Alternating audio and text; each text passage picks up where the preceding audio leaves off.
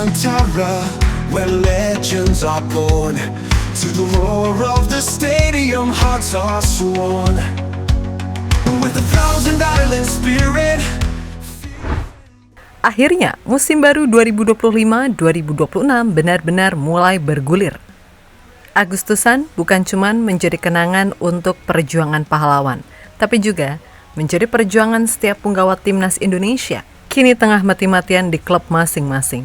Semua ingin membuktikan diri sekaligus memastikan kondisi tetap bugar saat tiba waktunya kembali mengenakan lambang Garuda di dada. Mereka datang dengan mental siap tempur tanpa kompromi. Semua sudah paham betul. 2 laga di bulan September dan Oktober nanti bukan sekedar pertandingan biasa, melainkan duel yang bisa menentukan arah sejarah sepak bola Indonesia. Namun sebelum babak resmi round 4 itu dimulai, agenda FIFA Matchday September justru menghadirkan kejutan. Jadwalnya berbeda dari bocoran yang sebelumnya beredar, memaksa seluruh elemen tim untuk lebih siaga. Waktu terus berdetak, seolah memberi peringatan bahwa momen paling krusial tinggal menunggu giliran. Di tengah hiruk-pikuk itu, sorotan justru tertuju pada beberapa debut resmi bintang Garuda di klub barunya. Ada yang bersinar, ada pula yang masih berjuang keras menembus skuad utama. Nathan Juaon dan Justin Hubner misalnya, terus mencuri menit bermain agar tidak kehilangan ritme. Miliano Jonathan semakin terpacu semangatnya setelah proses naturalisasinya resmi berjalan. Dan Ragnar Oratmangun yang lama terpinggirkan akibat cedera dan infeksi virus akhirnya kembali menginjakan kakinya di lapangan hijau. Sebuah comeback yang ditunggu begitu lama. Semua kisah ini hanyalah permulaan, awal dari berbagai perjuangan punggawa Garuda di klub masing-masing. Sebelum mereka bersatu kembali demi merah putih. So, berikut ini berbagai perjuangan para punggawa Garuda di klub masing-masing pada awal musim.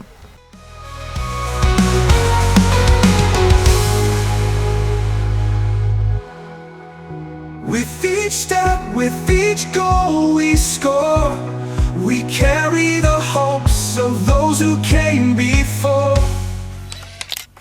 Saat ini semua fokus timnas Indonesia tertuju ke satu titik, bulan September dan Oktober 2025. 2 bulan yang akan menguji nyali, mental, serta persiapan fisik punggawa Garuda. 2 bulan yang akan menentukan apakah mimpi panjang Indonesia menuju Piala Dunia 2026 masih menyala terang atau justru meredup sebelum benar-benar membakar dunia.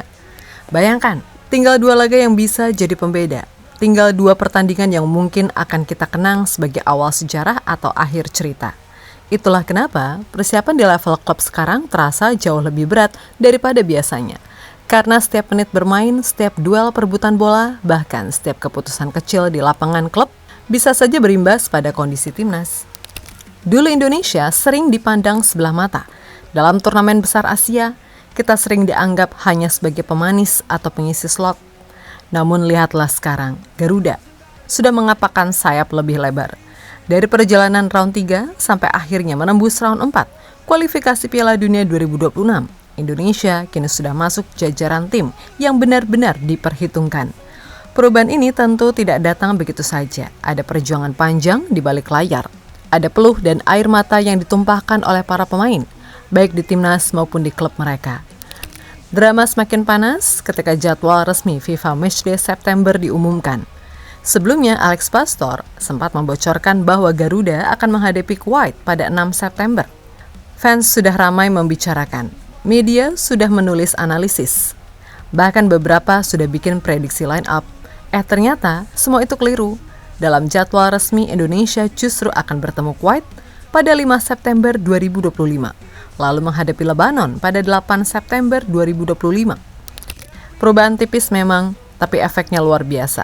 Bayangkan, 1 hari saja bisa mengubah ritme latihan, strategi recovery, hingga persiapan taktik. Patrick Kluivert dan tim kepelatihan pun dipaksa melakukan penyesuaian instan.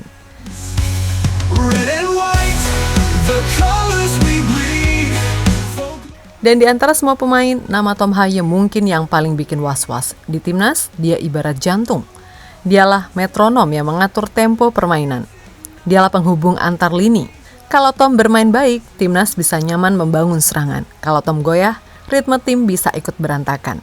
Masalahnya, hingga kini Tom masih belum punya klub. Liga-liga Eropa sudah resmi bergulir. Stadion-stadion sudah kembali penuh dengan sorak-sorai penonton, tapi Tom justru masih menganggur. Situasi ini seperti deja vu. Musim lalu pun Tom terlambat mendapatkan klub. Bedanya tahun ini tekanannya jauh lebih besar. Usia bertambah, fisik makin menuntut, sementara laga timnas semakin berat. Fans pun mulai cemas, seolah setiap kabar tentang Tom hanya memunculkan tanda tanya. Harapannya ia tetap bertahan dengan menit bermain yang cukup di Eropa. Dan Meiselkers juga mirip. Masalah Meiselkers ada di persimpangan karir. Dia ingin hengkang dari Twente, tapi klub baru tak kunjung jelas. Rumor demi rumor beredar, tapi tidak ada kepastian. Bahkan saat laga perdana Eredivisie, Meis tidak masuk dalam daftar skuad. Itu sinyal kuat, Twente sudah tidak lagi butuh jasanya. Tapi ironisnya, belum ada klub yang benar-benar mengulurkan tangan. Situasi ini gila, di satu sisi Meis punya kualitas top, masih muda dan masih bisa berkembang. Tapi di sisi lain, tanpa kejelasan klub, ia bisa kehilangan ritme bermain. Dan itu jelas berbahaya, apalagi kalau kita bicara soal laga besar melawan Kuwait dan Lebanon yang membutuhkan semua pemain dalam kondisi maksimal. Fans pun mulai berspekulasi. Ada yang bilang Meis akan pindah ke Belgia, ada yang menyebut ada klub Eredivisie lain yang siap menampung, bahkan ada rumor ekstrim bahwa ia bisa saja mencoba peruntungan di luar Eropa. Semua masih misteri. Spirit, fierce and bright, Indonesia. Sementara saat Meis dan Haye kesulitan mencari klub, nama Emil Audero justru mulai mendapatkan tempat dan menjadi yang paling disorot. Kiper 28 tahun tersebut akhirnya resmi menjalani laga kompetitif bersama klub barunya, Cremonese. Laga Coppa Italia melawan Palermo. Awalnya berjalan baik, skor tetap 0-0 hingga akhir. Emil menunjukkan ketenangan luar biasa, melakukan beberapa penyelamatan penting, tapi nasib kadang memang kejam. Laga berakhir lewat adu penalti dan Cremonese kalah 4-5. Debut resmi Emil pun berakhir cukup pahit. Tersingkir dari Coppa Italia sejak putaran pertama dari tim mantan lagi. Namun justru disinilah mental Emil terlihat. Alih-alih larut dalam kecewa, ia menyebut laga itu sebagai ujian positif. Menurutnya, tim sudah berkembang, tinggal butuh adaptasi lebih untuk kompetisi Serie A. Kata-katanya menenangkan fans. Emil paham betul perjalanan musim baru masih panjang. Kekalahan di Coppa Italia hanyalah satu batu sandungan kecil. Yang penting, ia sudah menunjukkan kapasitasnya sebagai kiper utama. Dan bagi timnas, itu berarti kita punya tembok kokoh di bawah Mistar. Dan soal debut resmi di tim baru ini, lain cerita dengan Kevin Dix. Debutnya di ajang DFB Pokal bersama Borussia Mönchengladbach penuh drama. Ia turun sebagai starter, menunjukkan determinasi tinggi. Tapi hanya bertahan 45 menit. Yaps, Kevin harus ditarik keluar karena cedera. Untungnya bukan cedera serius, hanya kram yang mengganggu. Skor kala itu 2-2. Sebelum akhirnya Gladbach menang 3-2. Bagi fans, momen itu bikin jantung deg-degan, apalagi Kevin sangat dibutuhkan di Bundesliga dan tentu saja di timnas. Klub buru-buru memberinya klarifikasi, bukan cedera parah, hanya pencegahan.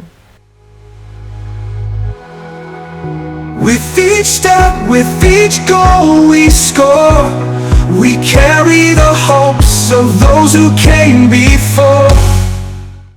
Kemudian pindah ke Liga Belgia. Ada Joey Pelupesi membuka musim dengan manis. Meskipun hanya turun sebagai pengganti, ia membantu Lommel SK menang telak 3-0 di kasa kedua Liga Belgia menghadapi Olympique Charleroi. Itu jadi sinyal positif bahwa Joey siap memberikan energi tambahan di lini tengah. Apalagi saat Tom Haye masih kurang kepastian. Dan dari kasa tertinggi Liga Belgia, ada kabar paling ditunggu. Ragnar Oratmangun akhirnya comeback. Setelah lama terkapar karena cedera dan infeksi virus, Ragnar kembali merumput. Ia turun sebagai pengganti saat FC Vidender menghadapi Anderlecht. Meskipun timnya kalah 0-3, kehadiran Ragnar jadi seperti cahaya harapan. Fans langsung heboh. Sosok Ragnar memang punya magnet tersendiri. Driblenya, energinya, ekspresinya, penuh semangat. Semua itu seperti membawa warna berbeda untuk timnas. Kini ia kembali. Terutama di lini depan, yang dipastikan bakal ditinggal oleh Rummenigge dalam beberapa pertandingan ke depan. Maka kembalinya Ragnar adalah sesuatu yang spesial. For glory, for honor, we will lead to the world's grand stage. Dan satu lagi, liga yang akan kita ulas. Tentu saja, pusat perhatiannya ada di Belanda. Liga yang mayoritas pemain timnas bermain di Eredivisie dan Eerste Divisie. Kita mulai dari kasta kedua, ada Nathan Juaon dan Tim Geppens. Tim Geppens yang merupakan pemain timnas kelompok umur, tampil sebagai starter di Liga 2 Belanda saat timnya FC Emmen menghadapi Almere City. Laga berakhir dengan skor 1-4 untuk kemenangan Almere. Menariknya, dalam laga tersebut, Geppens bermain selama 71 menit dan sukses mencatatkan 1 assist untuk gol Romano Postema. Ini menjadi pertandingan perdana Geppens di Liga 2 Belanda musim ini.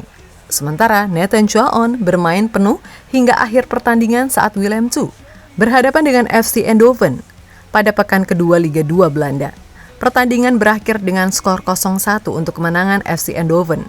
Hasil ini menjadi kekalahan kedua bagi Willem II di awal musim. Namun bagi Nathan pribadi menjadi awal yang cukup menjanjikan dengan menit bermain yang dominan. Lanjut ke kasta tertinggi. Seperti biasa, Kelvin Verdonk bermain penuh hingga akhir pertandingan pada pekan kedua Eredivisie Belanda saat Nijmegen menghadapi Heracles. Laga berakhir dengan skor 4-1 untuk kemenangan Nijmegen. Performa El konsisten seperti biasa ya guys. Nggak perlu ngetik panjang lebar, kita udah tahu konsistensinya selalu terjamin. Hasil ini membawa Nijmegen kokoh di puncak klasemen sementara Eredivisie. Lalu Dean James menjadi starter bersama Go Ahead Eagles saat menghadapi Ajax Amsterdam di ajang Eredivisie. Ia tampil selama 80 menit dengan skor akhir 2-2 untuk kedua tim. Hasil ini menjadi hasil imbang kedua bagi Eagles di awal musim. Sementara Emiliano Jonathans adalah yang menjadi sorotan khusus. Setelah lama duduk di bangku cadangan, ia kini mendapatkan menit bermain lebih. Winger berdarah Depok ini masuk pada babak kedua di pekan kedua Eredivisie saat timnya FC Utrecht bertandang ke markas Sparta Rotterdam. Pertandingan berakhir dengan skor 2-1 untuk kemenangan Sparta. Sayangnya FC Utrecht harus kecolongan melalui gol penalti pada menit ke-88. Menariknya, asisten pelatih timnas Indonesia Alex Pastoor turut menyaksikan langsung laga tersebut di Stadion Sparta Rotterdam.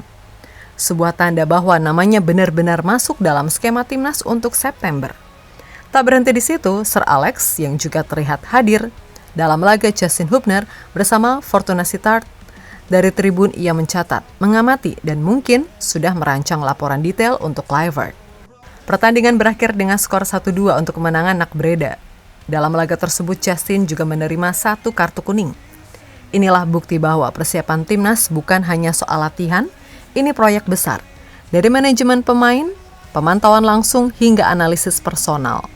Semua demi satu tujuan, memastikan Garuda terbang lebih tinggi. Jelas di sini bahwa persiapan untuk timnas gak hanya dilakukan pemain, tapi juga tim kepelatihan. Mereka memang menghadiri acara kemerdekaan Indonesia di Belanda, tapi tidak melupakan pekerjaan utama, karena semua juga penting untuk bangsa ini. Shadows of doubt to the dawn of hope. Across the oceans wide on faith-side road. With the fire of Garuda. Pada intinya, awal musim ini memang penuh dengan tanda tanya sekaligus harapan. Dari Emil Audero yang sudah mulai menunjukkan kelasnya di bawah Mistar, Kevin Dix yang bikin deg-degan.